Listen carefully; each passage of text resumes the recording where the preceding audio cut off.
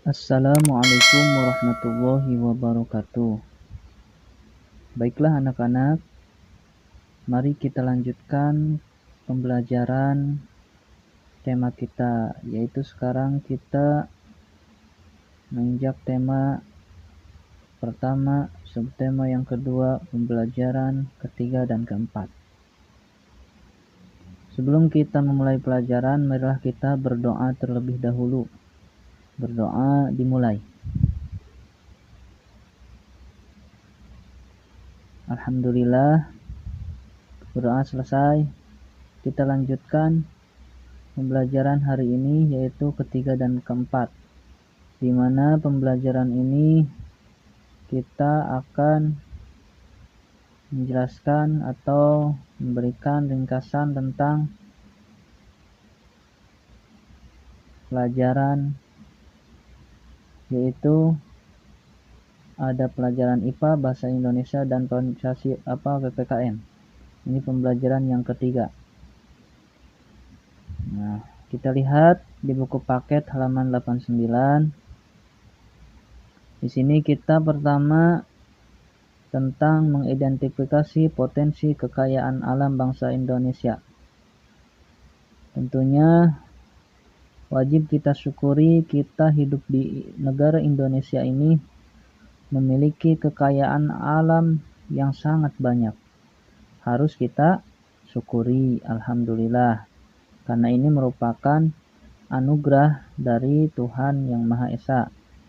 Anugerah dari Allah Subhanahu wa Ta'ala kita bertempat di negara Indonesia ini, karena negara Indonesia ini mempunyai banyak sekali kekayaan alam yang harus kita pelihara dan kita rawat, karena banyak di negara lain yang kekayaan alamnya itu sedikit. Contohnya di negara kita Indonesia, kita mempunyai lautan yang banyak atau juga air yang deras dan jernih, sedangkan tidak sedikit di negara lain yang sedikit sekali mempunyai air, kekurangan air. Seperti di daerah padang pasir, nah itu sedikit sekali air. Di negara kita banyak sekali hutan-hutan, banyak sekali pepohonan-pepohonan. Nah, di negara lain ada sedikit yang memilikinya. Itu wajib kita syukuri. Di sini kalian kita baca. Di sini boleh dibaca tentang potensi kekayaan alam bangsa Indonesia. Silahkan baca. Kemudian ke halaman selanjutnya masih tentang kekayaan alam. Nah, di sini tentang beragam suku, adat, budaya, ras, agama, dan golongan.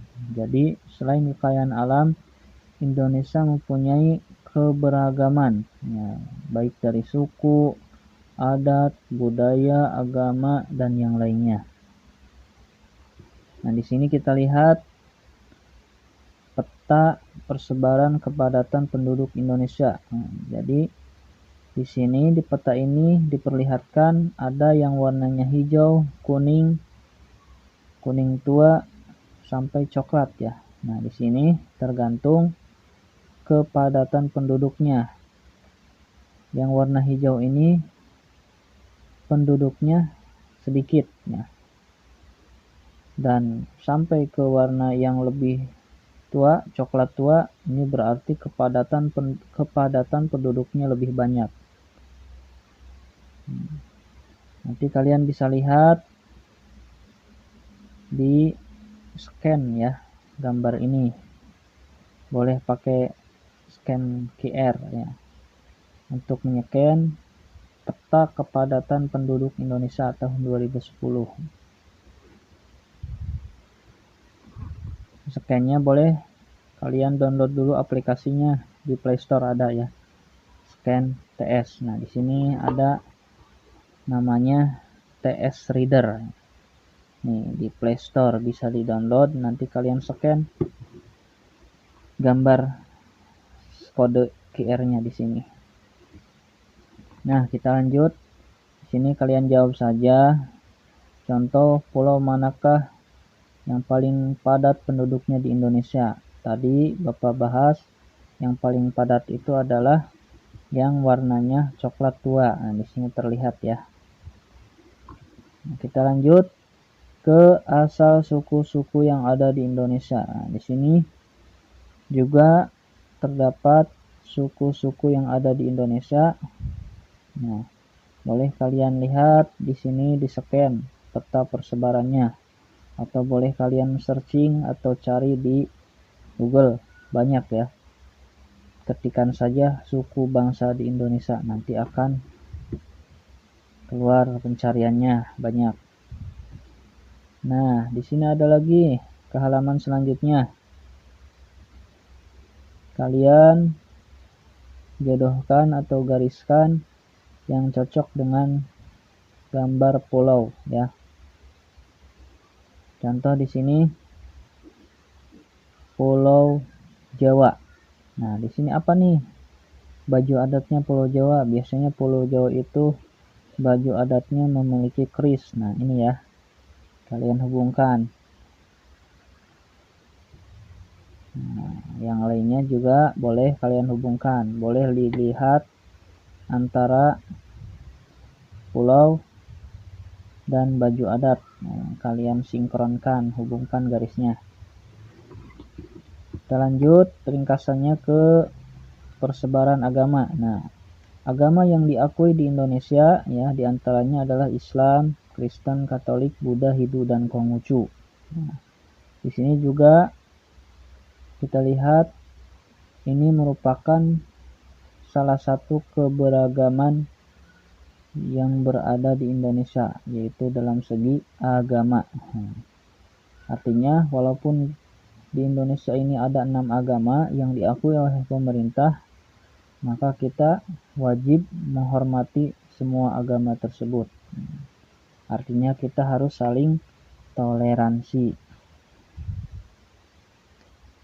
Selanjutnya peta penyebaran agama. Nah, di sini bisa dilihat. Di sini ada yang warna hijau tua Islam modern. Nah, warna muda Islam tradisional. Artinya dua-duanya sama saja ya. Maksudnya Islam.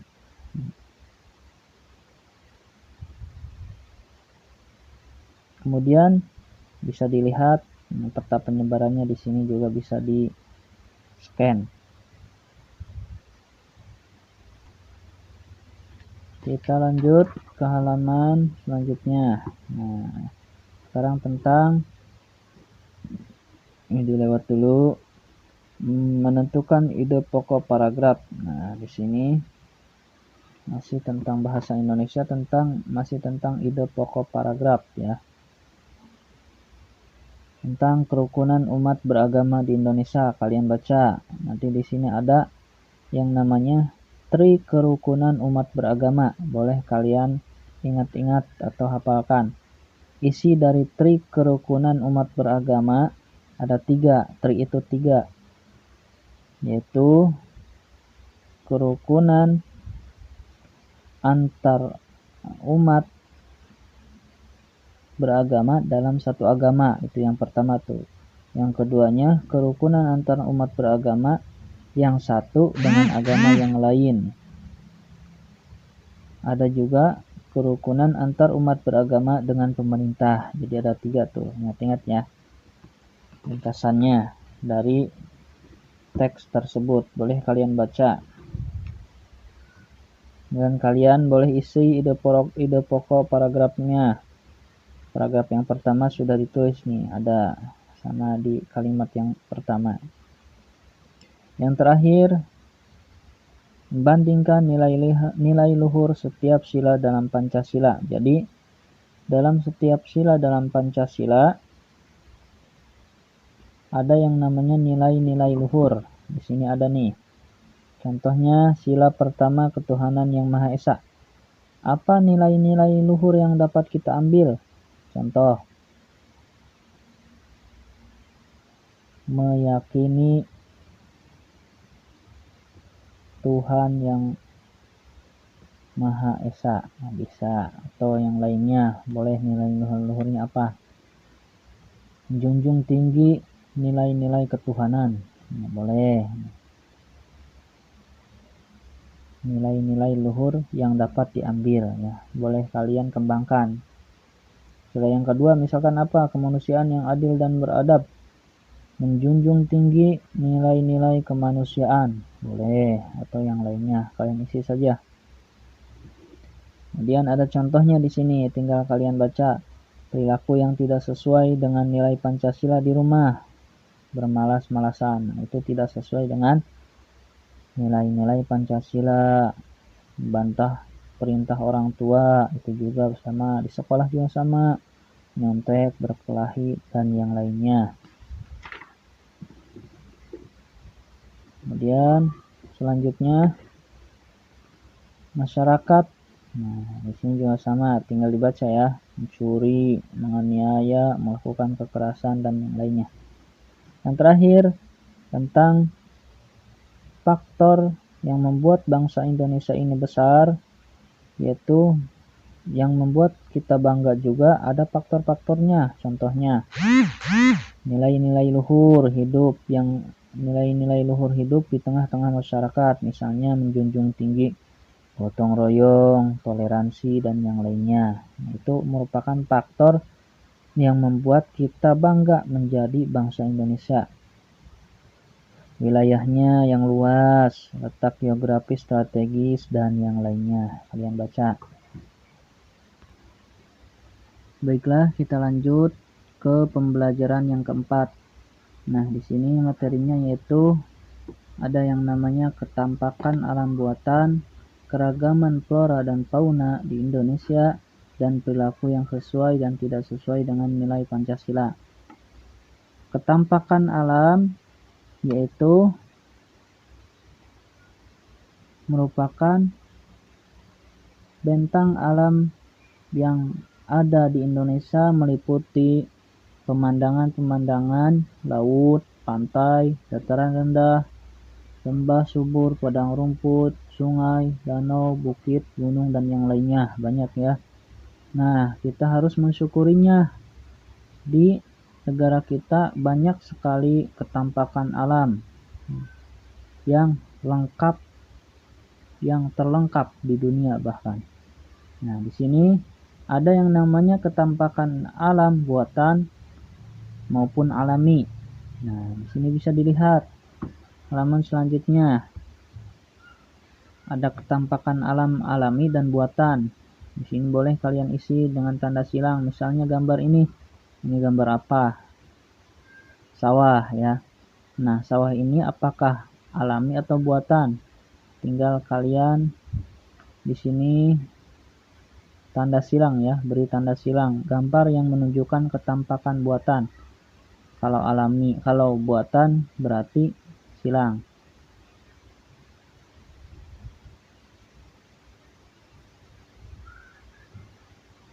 Kalau alami, tulis aja alami atau boleh di checklist. Nah, ini gambar apa? Sungai. Nah, ini danau, ini bendungan. Kalian boleh di checklist atau disilang, terserah kalian. Boleh juga pertanyaannya di sini dijawab. Tampakan alam apakah yang tampak pada gambar di atas? Nah, itu contohnya. Apa saja yang ada tadi gambarnya? Tampakan buatan apakah yang tampak pada gambar di atas? Sebutkan, boleh. Dan seterusnya. Nah, bentang alam Indonesia. Bentang alam adalah ketampakan atau pemandangan-pemandangan alam. Nah, di sini khususnya di Indonesia ya. Banyak sekali. Nah, di sini contohnya boleh kalian baca tentang bentang alam yang ada di Pulau Papua. Apa saja kalian baca tuh, hutannya apa, berupa apa di Pulau Papua itu, apakah hutan semua atau tidak, atau adakah gunung-gunungnya atau tidak, kalian baca.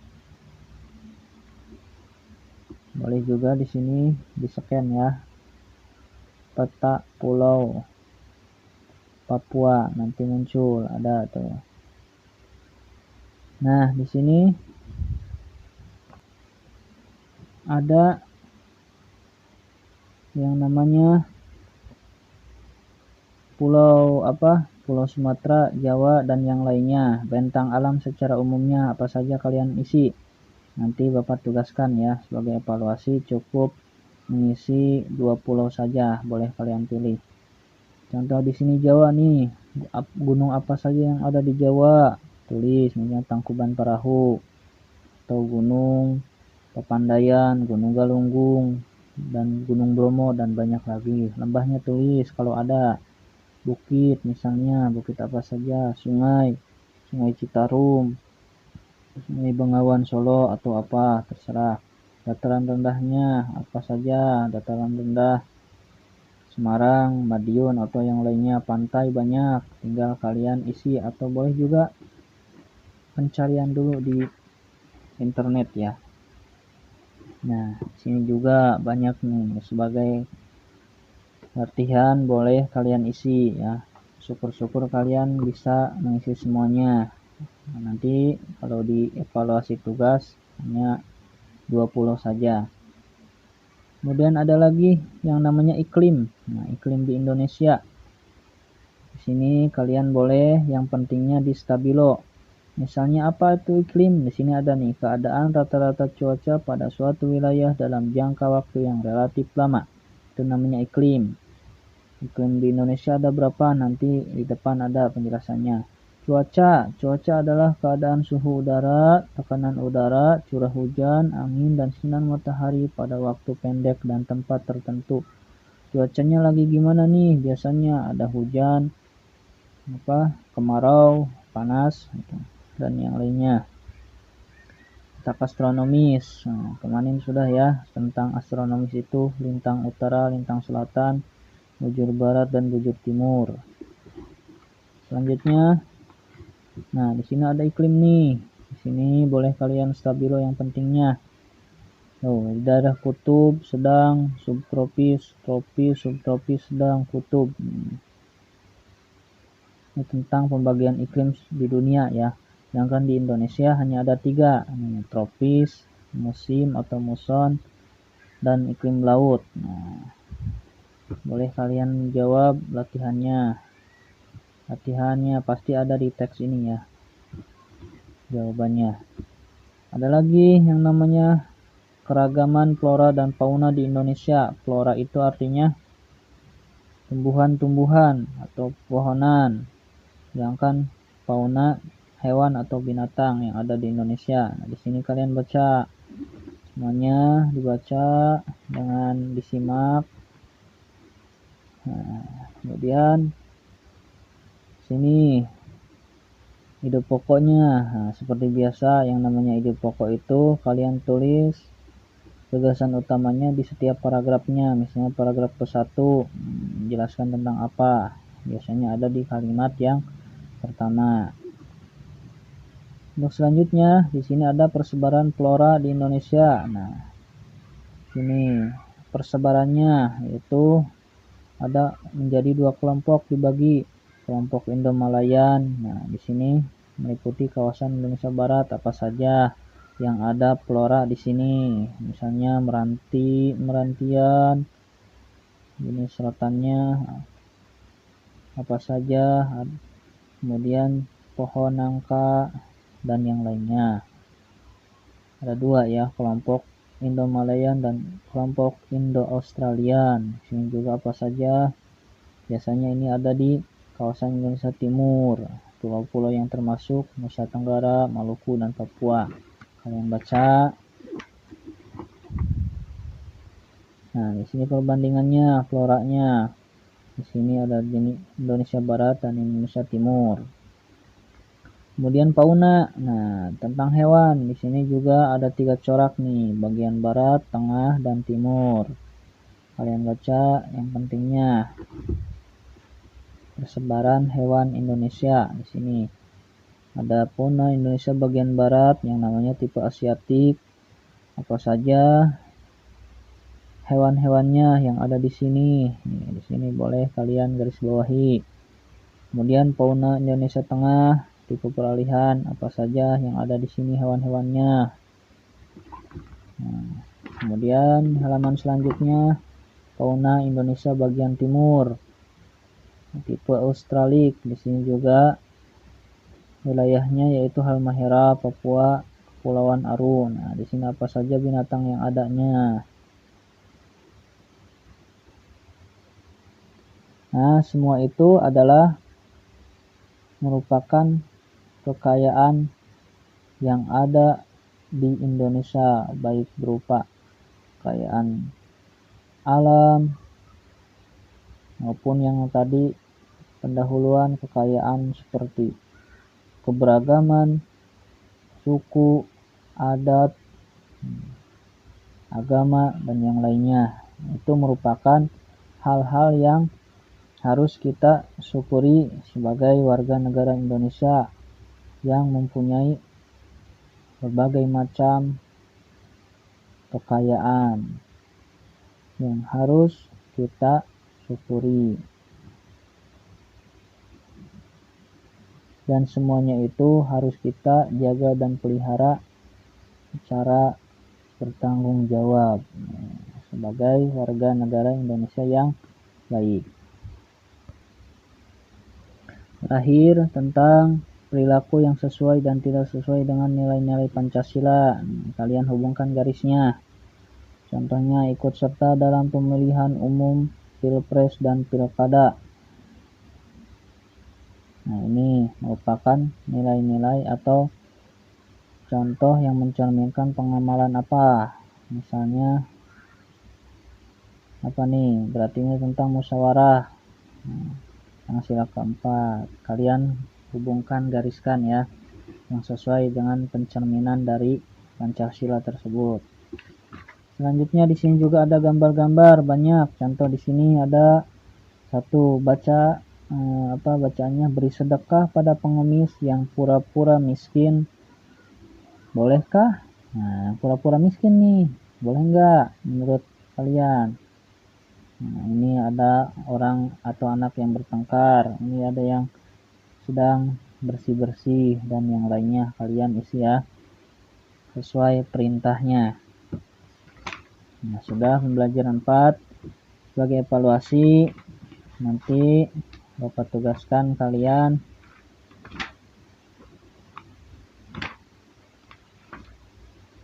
untuk mengirim filenya di Classroom, yaitu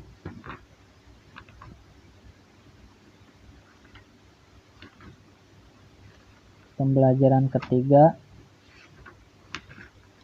yang ini ya, halaman 92.